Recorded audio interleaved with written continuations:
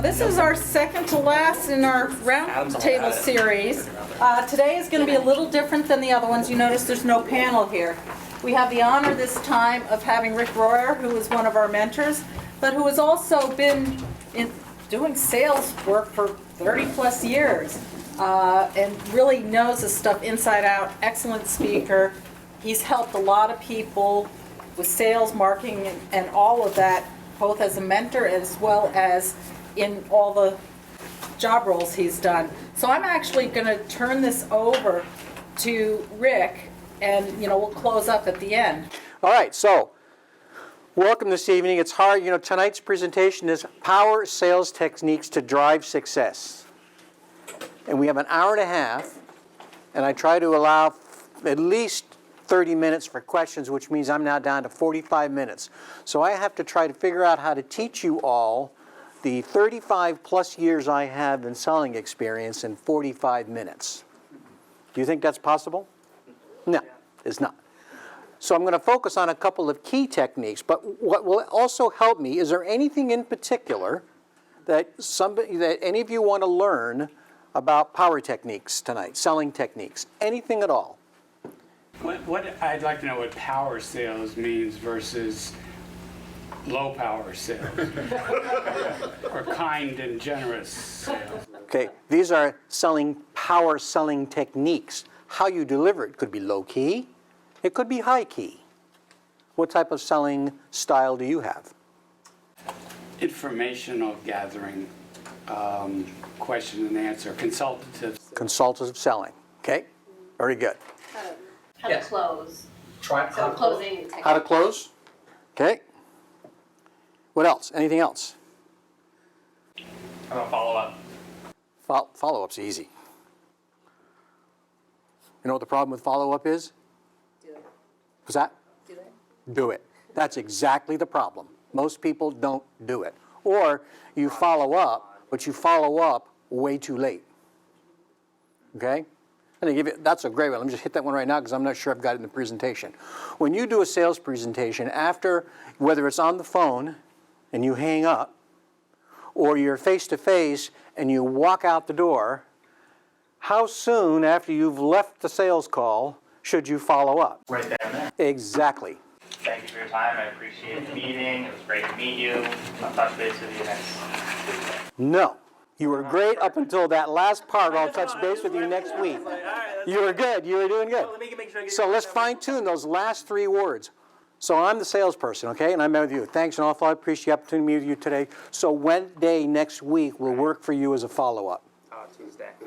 Always ask for a follow-up appointment. Because you know what? If you say, I'll follow up you sometime next week, and then you get on the phone and you start calling, how long is it going to be before you finally get that person on the phone? At least a week, if not 2 weeks, if not 3 weeks. They're in a meeting, they're not in yet, they're out of the, la, la, la. So always try to get an appointment before you leave. Right. All right, so now we're into this already, so we've gotten a little bit ahead of the game. And also, a little bit about SCORE. How many of you are here for the first time? Okay, so let me give you the quick commercial on SCORE. SCORE is an independent organization. We are made up of successful and experienced business owners, executives, and volunteers that are mostly retired. All right, so there's a tremendous amount of talent behind the SCORE organization, and what we do is we provide free mentoring, and you always on one-on-one. So after tonight, if there's anything you'd like to learn more about and you'd like to have a one-on-one mentoring session, you should grab one of us and we'll tell you where to go and you can sign up, and we'll give you one-on-one mentoring, whether it's 1 hour a week, 1 hour a month, for however long you want. It's all free. This is a volunteer organization. Sponsored. Yep, all of us that are walking around with these little tags. Our SCORE folks. Can everybody who's in SCORE stand up in the back so we can all see them? Whatever your needs are, if someone needs coaching in sales, we've got sales experience. If someone needs coaching in accounting, I'm not going to be that person. We have folks that are especially tuned in to accounting. We don't give legal advice, but we have folks that we can point you to that might assist you with that. So whatever the needs are, we've got many, many coaches that can help you out, okay? Okay. So let me ask you a question as we get started. Is anybody in the room ever thought about having a career in sales? Who's thought about having a career in sales? One person's thought about having a career. Is that a yes or a no? I wasn't quite sure what that was. Well, when you say thought about having a career in sales, can you elaborate on what you mean by that? Have you ever wanted to be a salesperson? It's a yes or no question. I'll go with the majority and say no. Okay. All right. So nobody's ever thought about having a career in sales. Okay. But you're all starting or thinking about starting your own business. So how many people, if you've got a business started, how many people have salespeople working for you? Anybody have a salespeople working for you? Okay. So we have one's work. Okay. So if you're starting your own business, I'm going to throw out a challenge. If you're starting your own business, you've never thought about getting into sales, and you don't have anybody selling for you, who's going to do the selling? Yeah, you guys are going to have to do the selling. Okay? So hopefully we can help you out. So, but if you think about it, why do people have a bad rap as a salesperson? Pushy. They're pushy? Yeah. Arrogant. Arrogant? What about that guy? They don't listen. What can we do to get you in the door today? There you go. How about this guy? Hey, I trust Okay. him. All right. And then, of course, that's my best guy. Okay? We just came back this weekend from the experience. My wife needed a new car. So we were out shopping for cars. I just love shopping for cars. I love it. All right.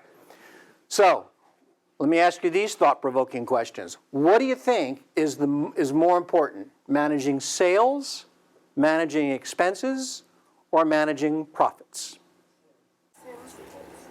All three. Profits. If you had to choose one, what's most important? Sales, because you have the other two without the sales. Okay, who said profits? Two fellows. Okay, why do you think profits is most important? Profits is revenue generated from sales, less expenses. That's true. It's generated from what? Sales. Sales. Okay? All right. This was an important question that I was involved in lots of discussions way back when I was in my 20s. Managing sales is the most important thing because, as many of you had said, I think you had said, without sales, you've got nothing. Okay? You got expenses, but you don't have profits. So sales is the most important thing to successfully running a business. And if anybody wants to debate that with me, I'm happy to take that out in the parking lot at 7 o'clock, because that's as long as we have to be here. Okay. Okay, so here's the next question you have to think about. These are things that a salesperson thinks about as we're starting to get into the concept of tonight's presentation. Why do people buy what they buy? Do they need it? Or do they want it? Now, my daughter-in-law and I have this conversation all the time. And Maria hates spending money. I love her. Okay? She will always say, Rick, why are you buying it? You don't need that. And I said, no, because I want it.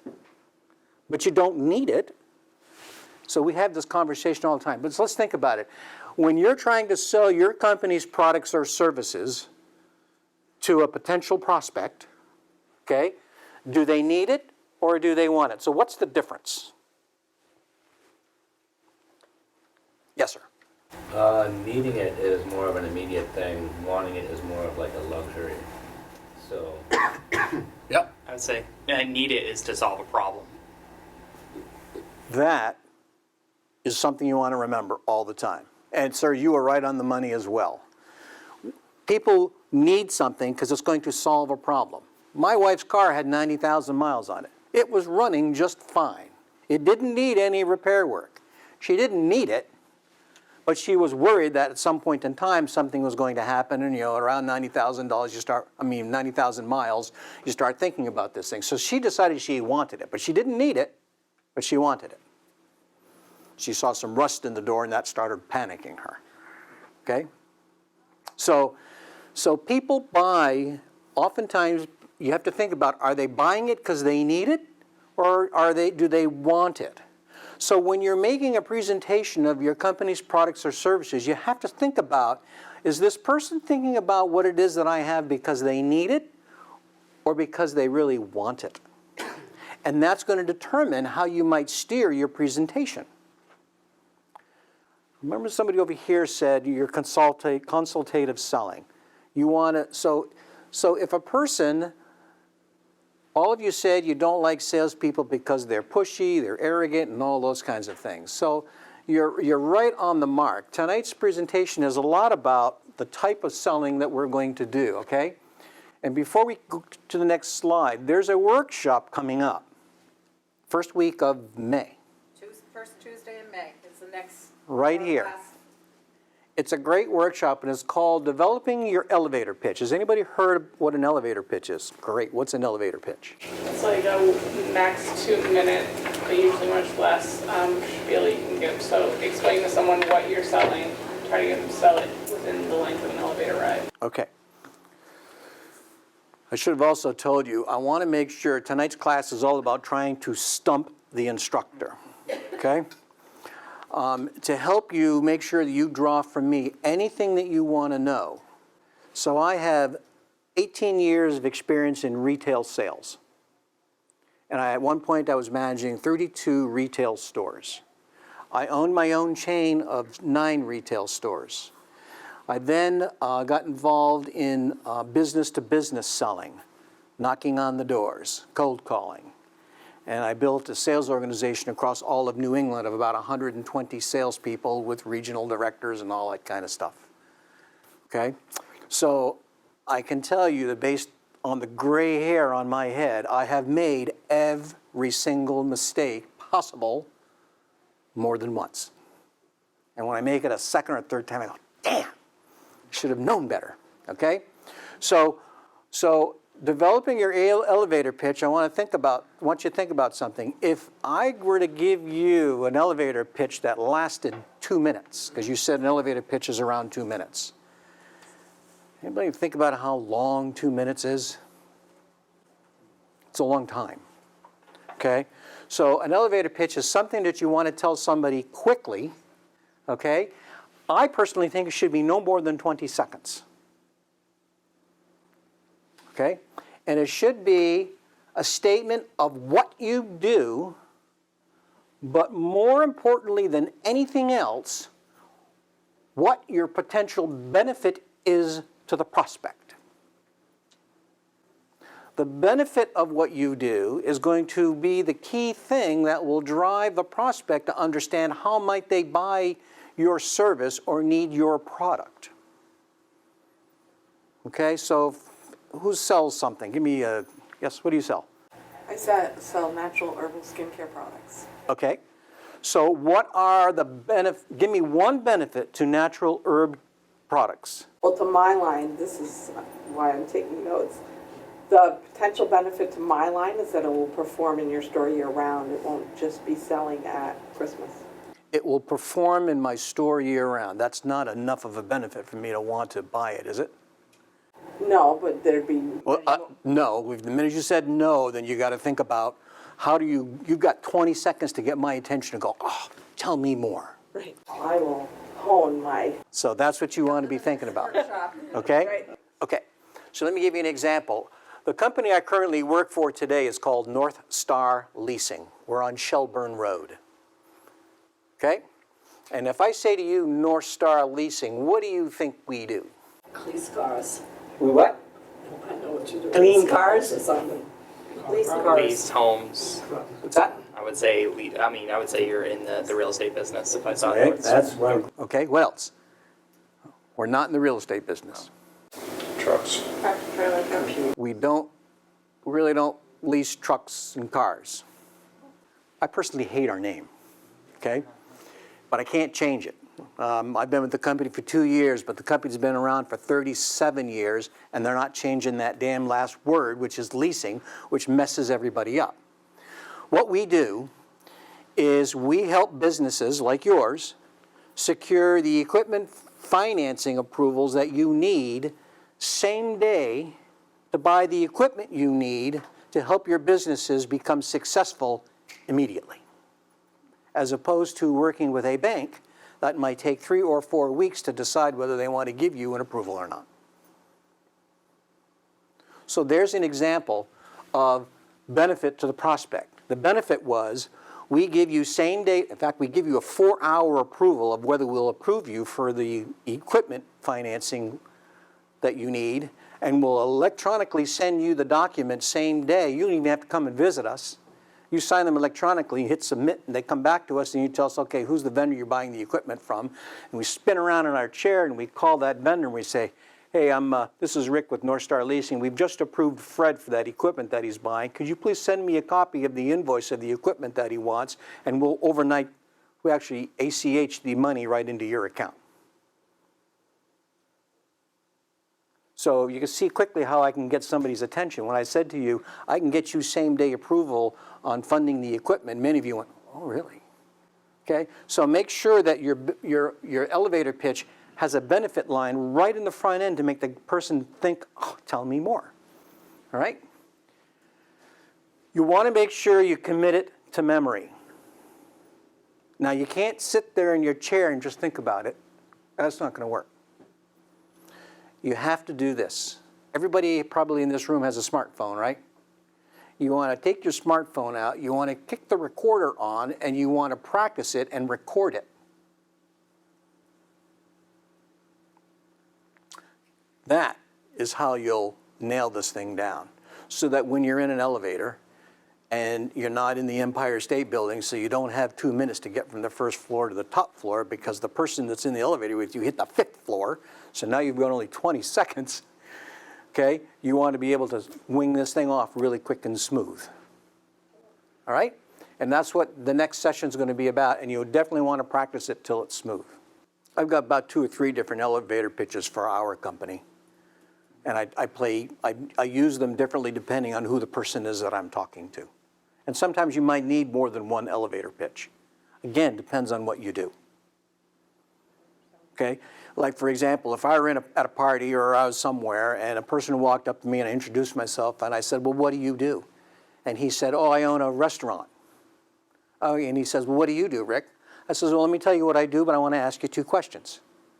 The first question I want to ask you is, if you had $20,000 sitting in your hand right now, what would you buy for your restaurant in the way of equipment? And they'll usually tell me. And then I'll say, well, what will that equipment mean to your restaurant if you were to buy that?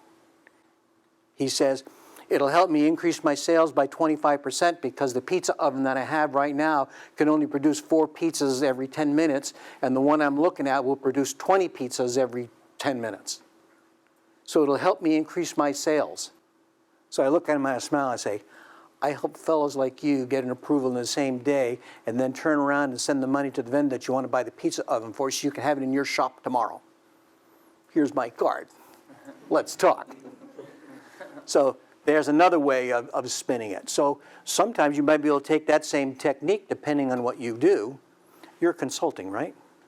So, you know, you could spin that question around too to a customer and use the elevator pitch that way. Okay? All right. Who was it that said you ask a lot of questions? Again, wasn't it you? Okay. So there's this technique called consultative selling. So we walked into the first auto dealership Saturday, and the salesperson walked up to me. It was one of those guys with a cigar, probably. And the guy, and the person saw us looking at cars, and they immediately thought that we were interested in the car that we were looking at. The salesperson does what? Immediately launches into a sales pitch, talks about this car that we really weren't interested in. I just thought it was a cool color. Okay? And immediately launches into everything about this car. That is not consultative selling. Consultative selling is the art of asking questions. And the thought you want to think about is, well, why? Because you want to determine if there is a need to your product or service before you even start selling the thing. Okay? So you definitely want to ask questions about what the customer's thinking of buying. The right salesperson would have walked up to us and said, hi, my name is John. Thanks for coming to the dealership today. You're obviously looking for a car. What can I help you with? What are you thinking of buying? How big is your family? Will you be tooling a lot of people around in the car with you? Okay? So you want to definitely always start by qualifying the customer, okay? So here are the 5 steps of a true sales presentation. The true steps of sales, and I want you to picture, okay, so I'm now sitting in front of a prospect. I've already got an appointment and I'm walking in the door, or however you're talking to someone and you're ready to start your sales presentation. There are 5 steps to the sales presentation. You can read a lot of books. Sometimes they'll stretch it out to 6, sometimes they'll stretch it out to 7, but there are really 5 basic steps to a sales presentation. The first one is introduction. How many people have bought something from somebody and they bought it because they liked the person? A lot of us, right? Would you ever buy something from a salesperson that you absolutely hated this person? Why not? What if the product was really cool and it was meeting your needs? Or you'd go online and try to find it online so you wouldn't have to deal with a salesperson, right? Right. Okay, I totally agree with you. People will buy from salespeople that they like, and they will not buy from salespeople that they don't like. So the first thing you have to do when you're in front of a prospect is you have to build some type of relationship with them. So anybody have any techniques that they've used to do that? Yes, sir. Just making a common connection, asking where you're from. Okay. What else do you ask? That's a great question. Where you're from, just trying to build rapport and be aligned with them as far as, I don't, I have a number of things I could say, but I would say just to build rapport would be my... Does anybody else have any ideas on what they would use? Yes. I usually don't try to push the stuff to them. I give them the opportunity to come back and tell them the product is really good. But we haven't even gotten that far yet. We're not even that far yet. You're down into step 2 or 3. Ask them their name. Well, hopefully you know their name because you have an appointment with them, so you know their name. When you go into a person's office, might you look around the office and see if there's anything in there that might have a common connection? Okay? If the person's really into sports, you might make a connection there. If the person's into boating, you might make a connection there. If the person has lots of pictures of his or her family, you might make a connection that way. Okay? There's lots of ways in which you can try to make a connection with that person. Okay. What if they're coming to you? So you don't have anything from that. Yeah. So Okay. if I'm at a craft fair selling my lollipops, someone walks up or we're walking by, I know nothing about them other than what they're wearing. Well, if I'm selling lollipops, that's a pretty simple sale. It's a retail environment. I wouldn't normally be building a rapport, or I might build a rapport by saying, "How's the show working for you? Anything you found that's really exciting? We've got lollipops here for you. Have you seen other lollipops that you've?" It's a hard word to even say. Have you seen other lollipops here at the show that you've liked? Just kind of like, what else did you come to the show for anything special? Right? I mean, there's a couple of ways in which in the retail environment you can build rapport. What about places like LinkedIn? If you do research first and maybe see what they're interested in, what their hobbies are. You can. But if you're going to do that, that's great. But if you were sitting with me, say I was sitting with you, if I found some stuff that you're LinkedIn, I see you're interested in boats, for example. I love boats. If I see that you're interested in boats, you might say, "Hey, I'm sorry, what was your name?" Jeremy, I was on WebLink because I wanted to learn a little bit more about you. So I'm giving you a heads up that I've researched you. Yeah. The fact that I've actually researched you as a customer is actually a good thing. Because it makes it look like, as the salesperson, that I've spent some time researching you and your company, and as opposed to just walking in cold and trying to wing it. Okay? But just give them a heads up that you've learned a little bit about them and how you learn about it. Otherwise, they're going to go, "How does this guy know this?" Okay? All right? All right. So you definitely want to build relationship, because what it does is it builds trust. Now, how much time have you got to build a relationship? How long are you going to go on with these questions before you're finally going to go to the next step? Not very long, but I need I'm a black and white kind of guy. If you tell me not very long, I said not very long to somebody and they went on for 5 minutes. Is that too long? So what's not very long? How many? 30 seconds. Yeah, probably around 30 seconds. Yeah, 30 seconds, 45 seconds. What's interesting is if you start to get some kind of a dialogue going, if they start just pouring out, you're into boats too? You know, and they'll suddenly go on and on and on, and the thing might go on for 5 minutes. Let it go. Don't say, I'm sorry, I did this training seminar with Rick, and he said I can only go 30 seconds. Let it go, because you're building rapport, okay? I can tell you that my very first interview after I got out of college, the person that interviewed me came in, and I sat down, and I'm nervous as can be, and the first question the guy asked me was, what hobbies do you have? And I said, I just love motorcycles. I wasn't into boats yet because I couldn't afford them. And the guy that was interviewing me absolutely loved motorcycles. We spent 30 minutes talking about motorcycles. We spent 15 minutes on the rest of the interview, and I got the job. Great example of how important it is to build relationship, for the very reason that you all said, you don't buy stuff from people you don't like. Yes, sir. No, this is more focused on like a product rather than service. Like if I was going to be working with you for 4 months and we had to interact on a daily basis, would you say spend a little bit more time on the introduction portion? If you're going to have a relationship with them and they're going to have to call you regularly, I mean, would you say it kind of depends on what you're selling, or is that just the baseline? You mean to take 30 seconds? Well, I mean, yeah, if it's, yeah, would it be 30 seconds, or if you're going out to drinks, would it be acceptable to spend an hour talking about what your background is? If you spend an hour, let me reverse this. If I took an hour telling you about my background, Yep.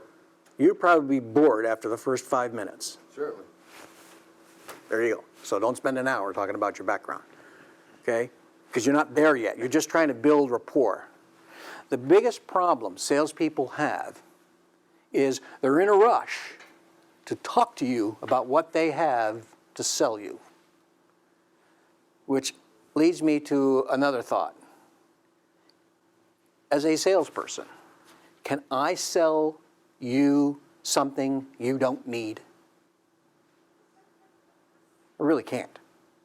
Because if I sell you something you don't need, it won't take very long for it to come back. So I really can't sell you something that you either don't need or don't want.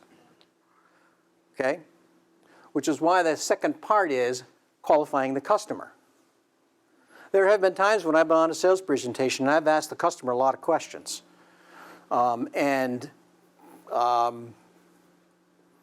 It's clear that whatever the product or services that I was selling, they were already solving these problems with other services that they already had, and my product wasn't going to help them after asking these questions. So at the end of asking the questions, most salespeople would just plow through it and try to sell them everything anyway. Okay?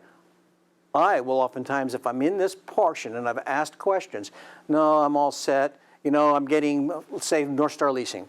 I'm getting great rates from my local bank. They're, you know, I said, well, what are the interest rates you're getting? Oh, man, we've got such great rates. We're down to 3% interest rates. Well, that blows me out of the water. Well, how fast do they get your loans approved for you? Well, I've been doing banking with them for 20 years, so all I do is pick up the phone and I call them, and they usually have given me my approval the next day. Well, that's fantastic. Okay, and after I've asked 3 or 4 more questions, they're getting all of the services that we provided, if not the same or better. So you know what I say? I say, you've got a great relationship with your bank, congratulations, because that's a relationship that most businesses don't have, and there's really nothing we can do to help you. We're more lined up for the businesses that don't have that kind of relationship. And then the next thing I say is, do you know anybody that doesn't have that same kind of relationship that's in business that might be able to use my company? What's that? What did I just do? Referrals. I asked for referrals. The number one thing that most salespeople don't do. Now, I just built a great relationship with this guy. I just asked him all of the questions, and I just told him he's in great shape and doesn't need my company. So what does this person think of me? This is an honest salesperson. My gosh, I haven't come across an honest salesperson in a long time. That's all about consultative selling, because so far, I've probably spent about maybe 15, 20 minutes with them, and all I did was build a relationship and ask questions to see if there was a need for my product or service to help them. Okay? I didn't go into the sales pitch. I didn't do all those other things because there wasn't a fit.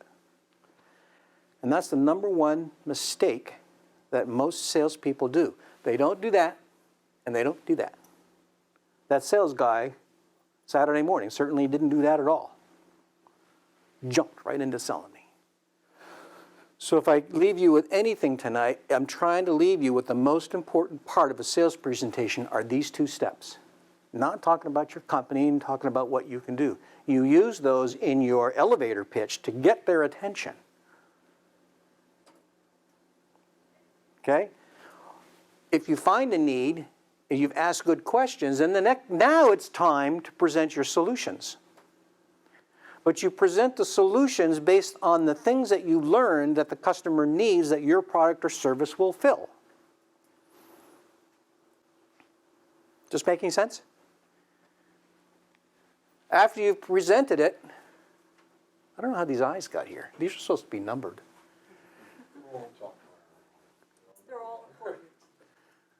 I don't know. Then you have to smoke out the objections. Now, I'm sorry, when we were just getting ready to start, what was your name? Joy? Joy works at the bank here, right? Yes. Okay. And she asked me a great question. I said, well, if you bank here, what did you come for the session tonight? She says, I want to learn how to, how did you say, you worded it perfectly. How did you word it? Close the deal. You want to know how to close the deal. Okay. Every sales presentation you have to close the deal. I don't know how I learned this, but over time I've learned this, and I've trained a lot of salespeople, and after we come out, we'll go out on sales presentations, and I'll do the pitch. I'll do the whole thing. And when we walk out, many times people would say, Rick, I didn't even hear you close that sale. I said I didn't have to. The customer closed it. And it's called smoking out the objections. And here's the example. May I use your example? This is a great example. So she's talking with a customer about buying a CD. She gives them all the benefits of the CD and that kind of thing. And then she says, you say, do you want a CD? And the customer says, nah, let me think about it. And she says, okay. And the customer's out the door. Damn. Okay. So when the customer says, let me think about it, what's going on in their head? When you say think about it, what's going on in your head when you're looking at a product? Thinking about something in particular about that product, service, person. Yep. Yes, sir. Is it worth it? Is it worth it? Great. What else might you be thinking about? Not enough information. Maybe I don't have enough information, so the dots aren't connecting for me. Absolutely. Yes, sir. Let me get out of here without having to tell you I don't want your product. Maybe. That's true. Or maybe a competitor's product or service, how it measures up. Maybe I got a competitor's product that I like better than this one. How much is it? Well, you know how much it is because you probably learned that in the... Oh, maybe not. Maybe not. I guess not in the CD example, but in other examples. Right. Yes, sir. You had your hand up? No? Okay. Anybody else? Why did you think about it? Okay. So when the person says to you, let me think about it, here's all you have to say. I can appreciate that. A lot of people have to think about it. Sometimes it's an important decision. What has you stuck? What has you stuck?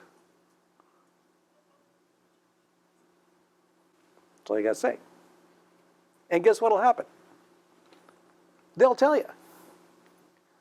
Well, I didn't quite understand what it was you were telling me about. Or I didn't quite understand how I could get out of this thing without any penalty.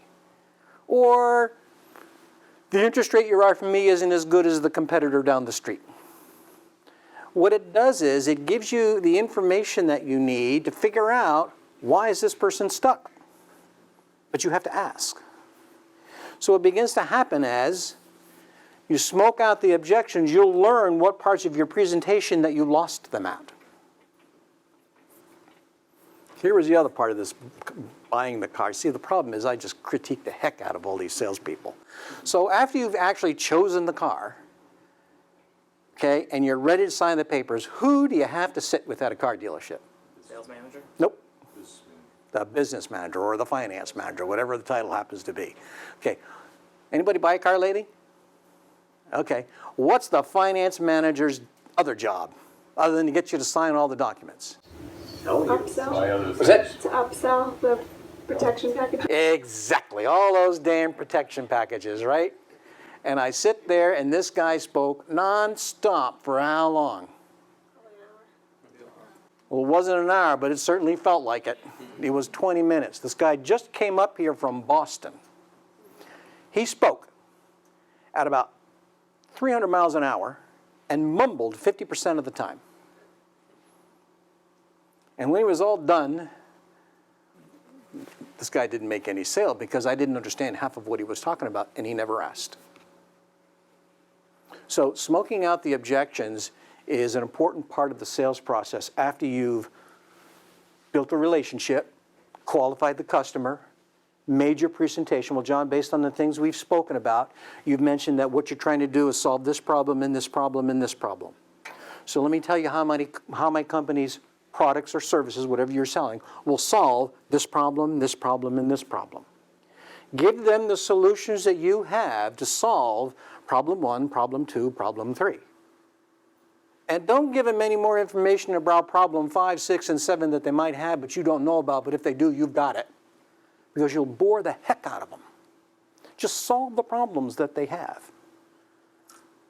Because we as a society today, when we're sitting with a salesperson, how long do we want this experience to take? As little time as possible.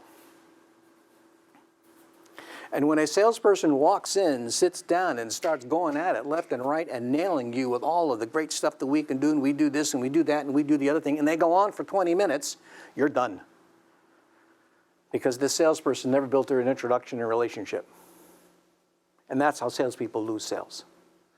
So the smoking objection part, I think, is extremely critical because it helps me figure out where's this person stuck, and after I get them unstuck, or I might have lost them in my sales presentation, once I solve those issues, I don't have to close because all I have to do is say, so, what do you think now? Would you like to move forward? And if they say, I got to think about it some more, is there anything I didn't further cover that might still have you stuck? I really do. That's what I do. And oftentimes they might say, no, I think I got it all now. You know what? I just have to do one more thing. I just have to check out one other vendor, or I just have to run this by my boss. Okay, if the person says to me, I just have to run this by my boss, then I screwed up. Where in this process did I screw up? Qualify. The decision maker? Say that louder. You didn't ask them if they were the decision maker? Exactly, up here. I didn't say, what's your name? Chelsea. Chelsea, other than you, is there anybody else that's going to help you in making the final decision of this product? Notice the key words I use. Other than you, is there anyone else that's going to help you? Okay? As opposed to what salespeople oftentimes say, Chelsea, are you the one that's going to sign this deal, or is there somebody else? That's insulting. Better to say, other than yourself, is there anyone else you're going to rely on to help you make the decision? And when she says, yeah, my boss, okay. So now I know she's really not the final decision maker. So when she says to me now down in here, I have to really still run this by my boss, I really know, well, I'm really not talking to the final decision maker. She has to consult with it. Now the thing I have to think about is she has to go into the boss, and she has to go through all of this, and she has to sell my company to her boss. Is she going to do a good job, or could I do a better job? I can do a better job. So I have to somehow now try to figure out at the end, well, Chelsea, is it possible that I might be able to schedule a time and a follow-up meeting? How's next Tuesday look, so that I can perhaps help you discuss this with your boss? Okay? Does this sound okay so far? Is this making sense? All right. And then, now you ask, are you ready to go forward? Whew. If you do this part right, if you do all of these right, in this order, you'll be able to close. If you don't do it in this order, your success rate's going to drop big time. Can I ask a quick question about getting to the boss? So if you ask that question during the qualify section and they say, yes, you know, I have a boss that helps me make the decisions. Yeah.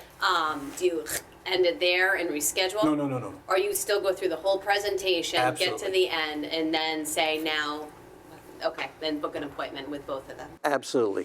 What I might do, now that I know she has a boss that she has to present this to, after I've done my presentation, I might, before I smoke out any objections, I may, so Chelsea, based on the things that we talked about, what do you see as the strengths our company's solution brings to you?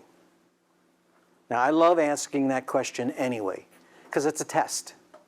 It's a test for me to figure out how well did I do to convince her that I can develop, that I can solve her problems. She might say, well, I'm not sure. Oh, damn. Means I haven't done a very good job. This is a test through the whole process of how well did I do at presenting myself and my company's products and solutions to meet her needs. So no, I would definitely, and I would never ever say, well, Chelsea, can you bring your boss in right now so we can get this all done with all at once? I'd never do that. Yeah. I've had salespeople do that. Boy, that shot them in the foot really fast. They got thrown out. Okay?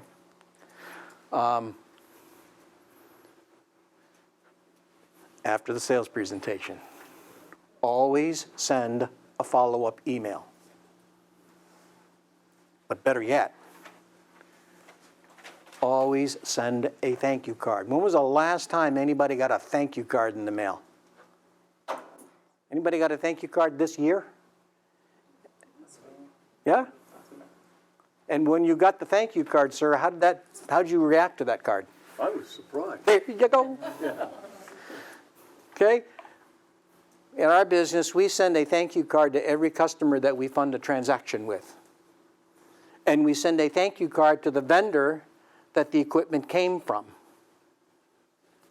Now, I can tell you that I just lied, because it's the salesperson's responsibility to send a thank you card and sign it and send it to the customer, and send a thank you card and sign it and send it to the vendor. And I can tell you, I've got salespeople that are great at it, and I got salespeople that are terrible at it, and I just don't get it. The number one salesperson I have sends a thank you card out every single time. My weakest salesperson never sends one out. So, He doesn't see the value in sending it. You got a question, sir? yes, Even the person walk out without any deal, you still send a card. Absolutely. Clearly say, I don't want this. absolutely. If they said, I don't want your service right now, I'm all set, send a thank you card for their time. You know why?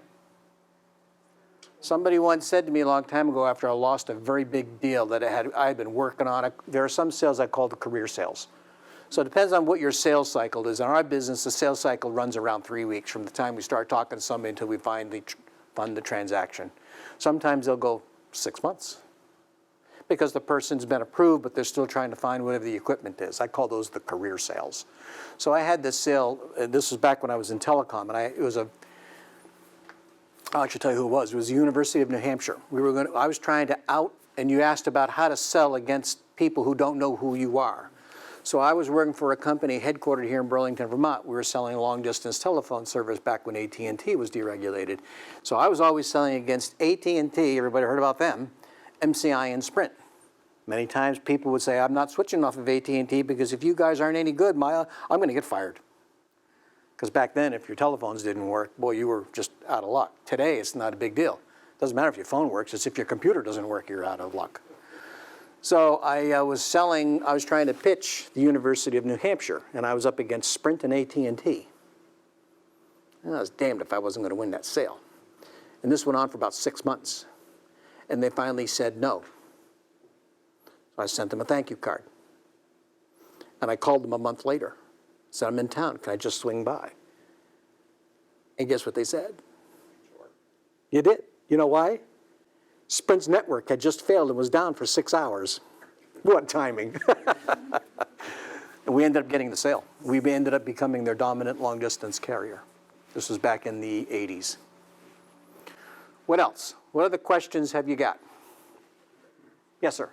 During those 5 steps, is it appropriate to offer some coffee or tea, or at which step is more appropriate to offer? Is it proper to offer them coffee or tea? Yeah. They came to your office? Yeah. Absolutely, we do all the time. At which stage, which step? Right. introduction or? Where do you offer coffee? Yeah. The minute they walk in the door. In fact, here's a line that I use a lot when I was on the phone making calls for face-to-face appointments. I'm on the phone. John, hi, it's Rick of North Star Leasing. Listen, I'd like an opportunity to come and talk to you about how my company can help you reduce your operating expenses of your telephone service. Can I come by and chat with you first thing in the morning before your day gets hectic? Well, here's how I used to do it. I'd like to come by. Can I come by on Tuesday morning, first thing in the morning? And they'd say, well, I'm really busy. I don't know, Rick. Well, how's this really going to help me? I promise. I just want 5 minutes of your time to ask you some questions to see if your company even qualifies. Can I come first thing in the morning before your day gets hectic? I'll even bring the coffee. When I added that into my telephone spiel, I'll even bring the coffee, what it did was 99% of the time I never brought the coffee because the person chuckled at the other end. He says, that's Rick. It's okay, Rick, don't bring any coffee. We have a coffee machine here. Now, when he said that to me, I said, great. So what time first thing in the morning do you get there? I assumed I had to close because he said, don't bring coffee because I've got some. And then they laugh again and then say, okay, why don't you come on in at 9 o'clock? I'm like, 9 o'clock, first thing in the morning? This guy's kind of lazy. The other thing I used to do is I used to ask for 7:30 a.m. appointments. Do you know why? How many salespeople do you think are asking for 7:30 appointments? Nobody. Every salesperson that's out there that's looking for face-to-face presentations, they have 2 time zones in their head. What are they? 9 to 5. Nope. 10 o'clock appointments and 2 o'clock appointments. If you open up any executive's appointment book for next week and look at it, he has appointments at 10 and 2. So if I'm trying to get in to see somebody, there aren't any appointments at 7:30 in the morning. He can't say I'm already booked most of the time. You should try it. All right, let's open up the Q&A. We're at 6:25. There's a lot more in this slide presentation. You have this entire presentation, okay? And I am, as a SCORE counselor, happy to visit with any of you to go over anything to do with selling. But let me open it up for questions you might have. Cold calling. Somebody had a question on cold calling. Yes, sir. What was it? Any more specific? Can you be more specific about cold calling? No, I mean you don't know who they are. Just you want to just call them up and just say hi. My name is so and so, and so you don't know who you're calling. You might not. Yeah. So what is it you sell? I don't sell anything. I'm just thinking about getting into business. So what about? Well, just let me stay Sorry. here. So who do you want to talk to? If you had a choice of anybody in the organization, who would you want to talk to? I'll probably be. I'm not sure.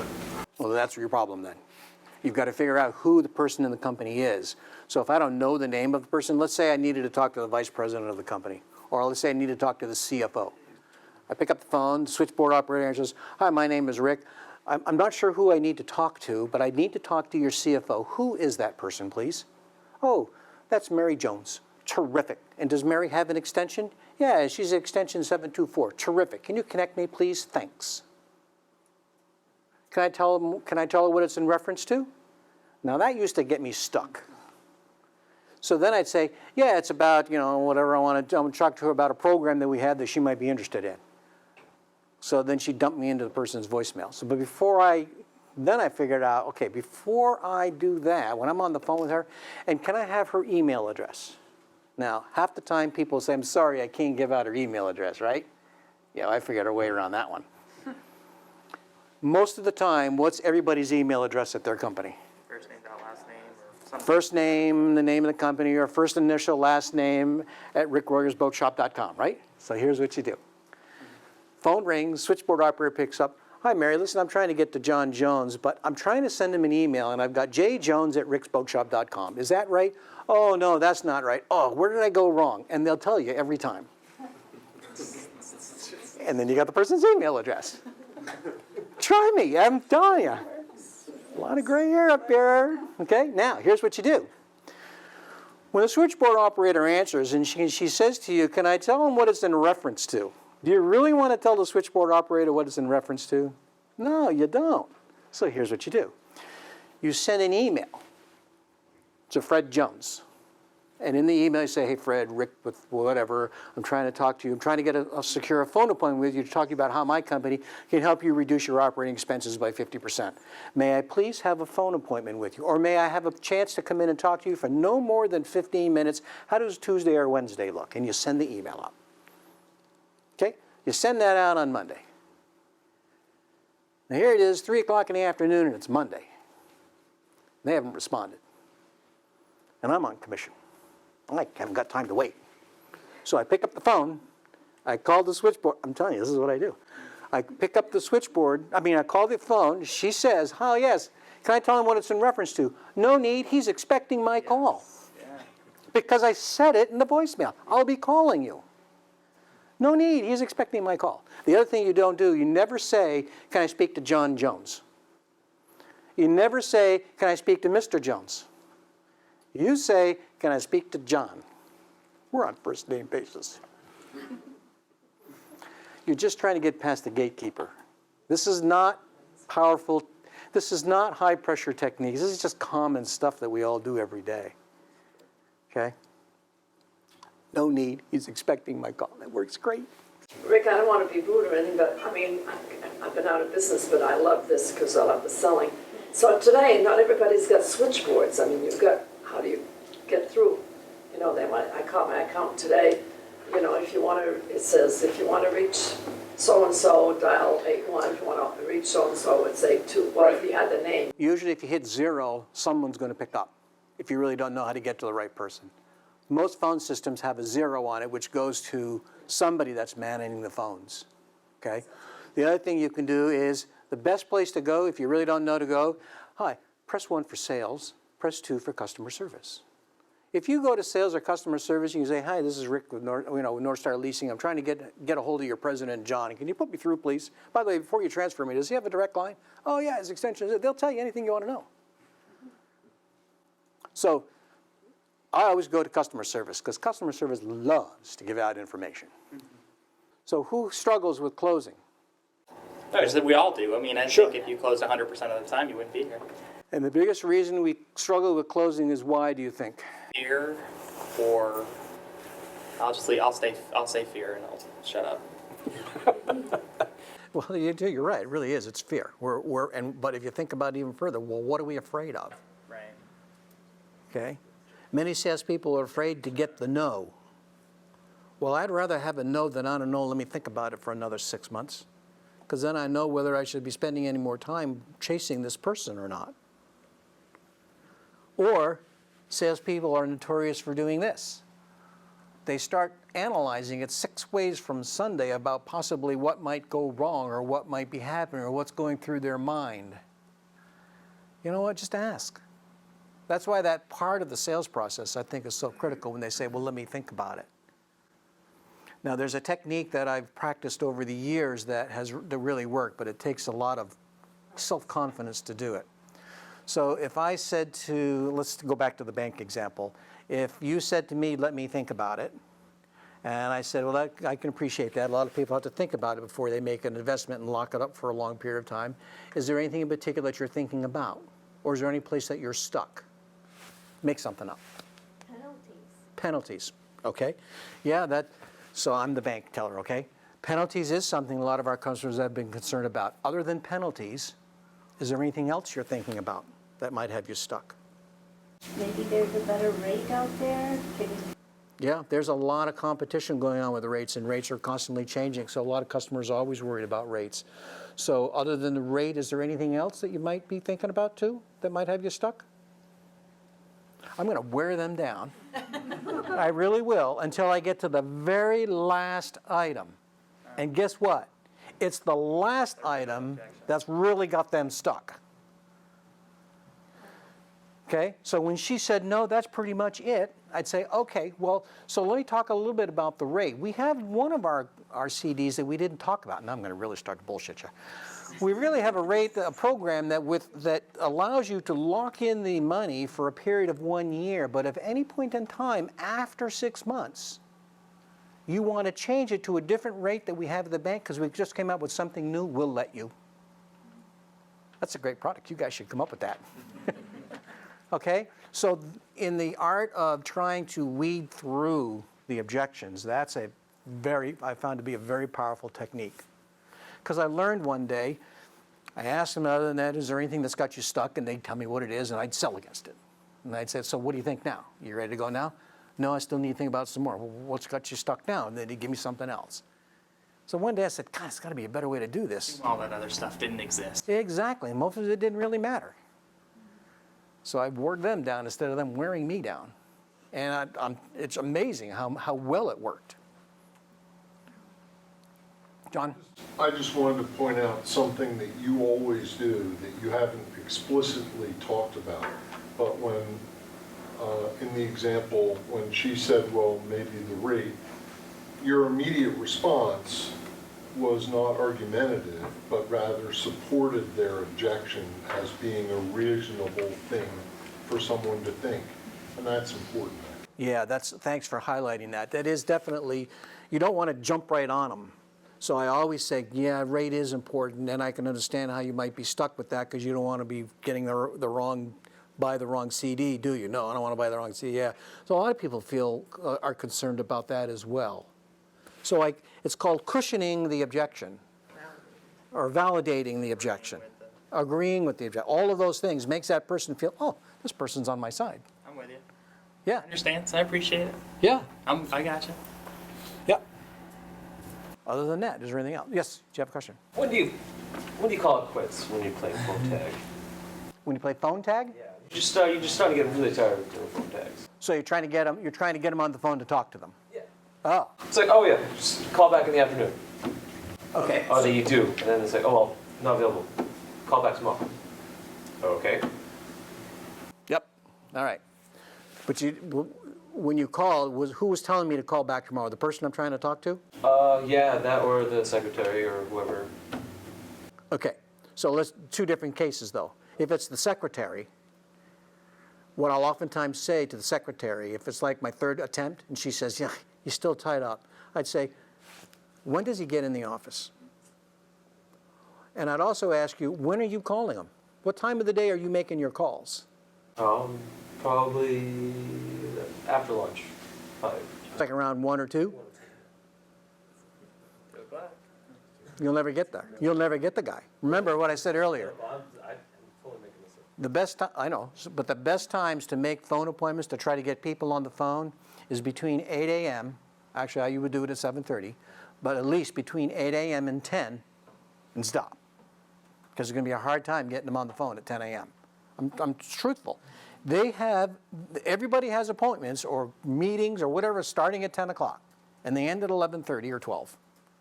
And then if you go to their appointment again, they start up again at 1:30 and they go till about 3. So I always made my phone calls between 7:30 in the morning and 10 o'clock. And then I'd start it up again at 4:30, and I'd go till 6. Most salespeople don't work after 5. Most of them leave the office at 4:30. Is there a particular day that's best? Ooh. Okay, so how do we all feel about Mondays? Okay, so we solved that problem. Monday's not a great day. Okay, how do we feel about Tuesdays? Better. Better, and why are we feeling better? We got Monday off our back, and we're coming off the weekend, and we're finally getting into the groove, right? Okay, we're gonna go see Rick tonight on this great training course on Tuesday. All right, how are we feeling on Wednesdays? Look forward to the weekend. The first thing the guy's sitting next to me, every Wednesday, hey Rick, it's hump day, what are you doing this weekend? Okay, so we're starting to feel better. Thursdays, yeah, baby, Thursday is coming. And then Friday. It's the weekend. Okay. Well, the problem we have as salespeople is we've got to call every day. So I can tell you that the opportunity to get a person to agree to an appointment with you, here's the trick. When you're calling for appointments, this one else I figured out, my success rate just shot up. If I were calling for appointments today, I would never, ever ask for an appointment for this week. Because this person's appointment book is already filled for this week, but if you look at it for next week, it's empty. John, the person I call, see if I can talk to you about how I can help your company save additional money or whatever the spiel is. Can I have a chance to visit with you for just 15 minutes first thing in the morning next week before your day gets hectic? How does 8 o'clock look on Tuesday? If he or she opens up his appointment book, I'm telling you, the odds are much higher that they don't have any, first of all, they don't have any appointments at 8 o'clock. And secondly, next week is already empty. This week's kind of full. So my odds of getting a yes go much higher. If I keep asking for appointments this week and I get 2 no's, I'm done. So by asking for appointments next week, your odds of getting appointments much greater. Okay? Sunday night rolls around, and you're sitting there having your last beer of the weekend, watching some show, and you're feeling pretty good because your appointment book is already filled for this week because last week you spent all week setting it up for this week. So in your time between appointments, you continue to do the same thing. Don't ask for any appointments this week. Write it off.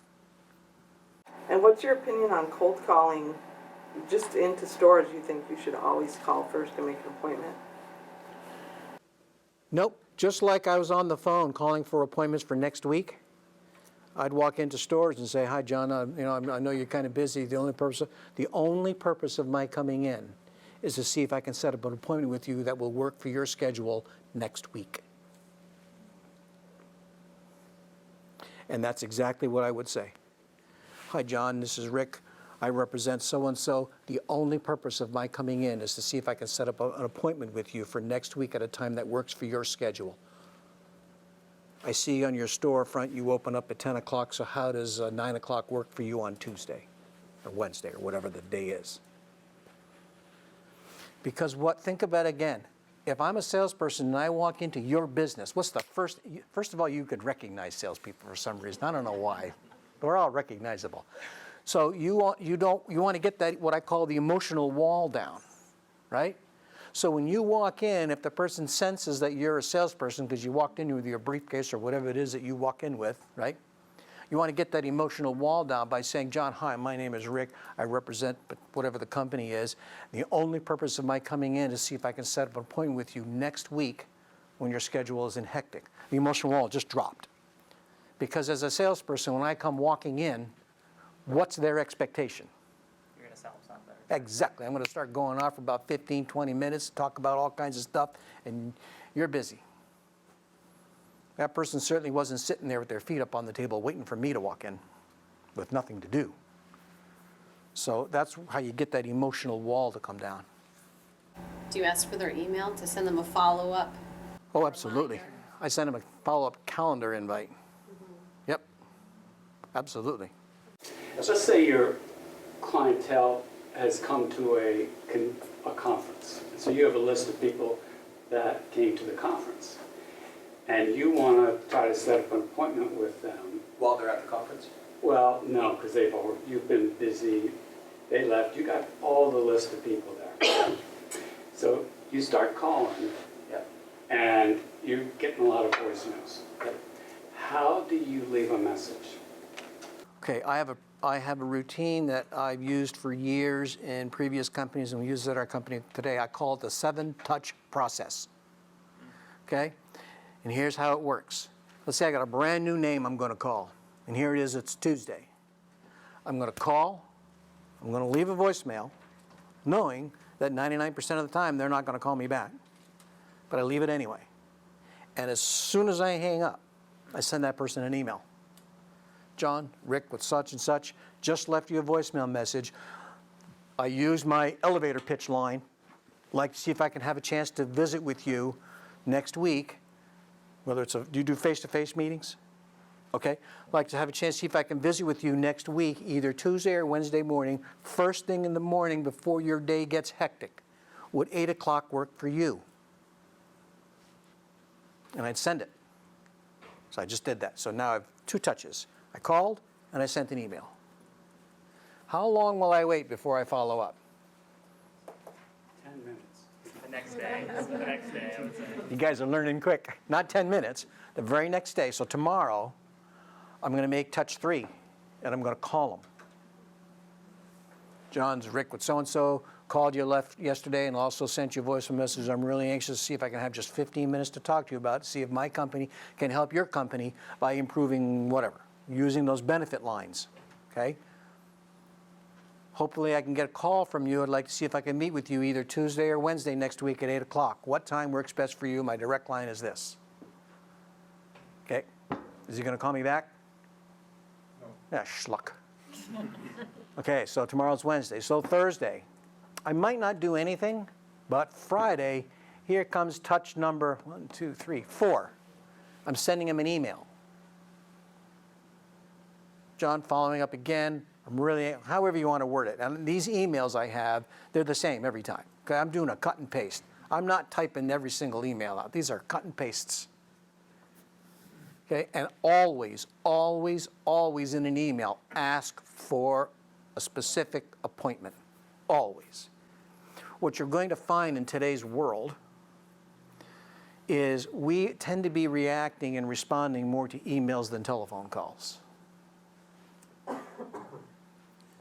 So I'm finding that people, even though you have to leave a voicemail, make sure you leave the voicemail because they get it, they just don't call you back. But when you call them and email them and then call them and email them and then call them, what I have found is by the 5th touch, you win. And they'll respond. They'll either say, no thanks, I'm all set, which is fine, or yeah, I'll talk to you. Because we're all busy. We're moving at 15 million miles an hour today.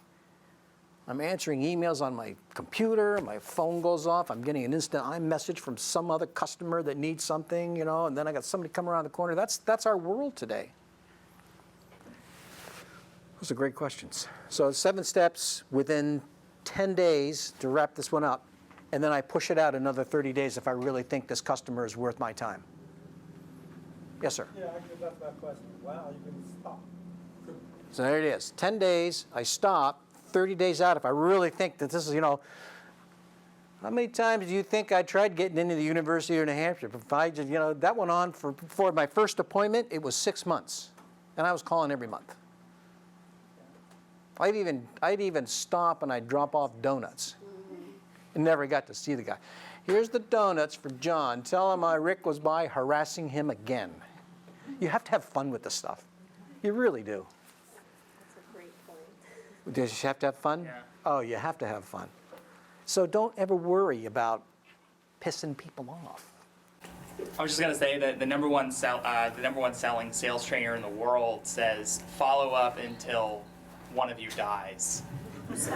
But if you have that mentality, and it's not to be cruel, it's not to be rude, it's not to be anything, but you're providing a service at the end of the day. And if you have their best interest before your own, you're looking to do something for their benefit, and you don't benefit unless you close, nor does the customer benefit unless you close. Right, but you have to remember the very second step of the sales process was what?